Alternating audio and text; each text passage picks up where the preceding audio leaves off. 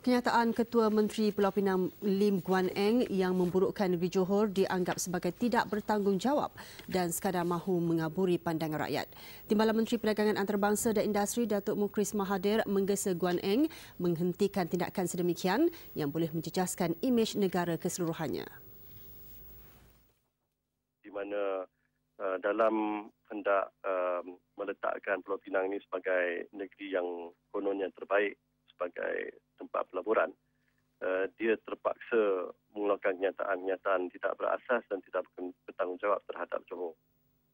Saya harap beliau akan hentikan tindakan-tindakan seperti ini kerana ianya akan menjejaskan imej negara Malaysia secara keseluruhannya. Tambahnya, melihat kepada pencapaian 6 bulan pertama tahun ini membabitkan pelaburan di Johor, negeri itu dijangka mampu mendapat pelaburan terbanyak tahun ini. Dan di sebalik penafian Guan Eng mengenai kenyataan memburukkan negeri Johor, rakaman yang diperolehi Buletin Utama menunjukkan sebaliknya. Namun kenyataan itu bukan dikeluarkan ketika wawancara bersama radio ABC di Australia sebagaimana dilaporkan media sebelum ini. Sebaliknya, ia dinyatakan beliau pada perbincangan makan tengah hari ketika bermesyuarat bersama Pertubuhan Wakil Asing FCA di Singapura 12 Ogos lalu. It's visibly greener and also safer.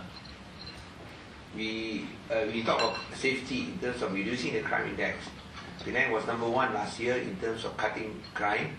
We cut crime by 37% last year, and for the first 6 months of the year, we cut crime by another 25%.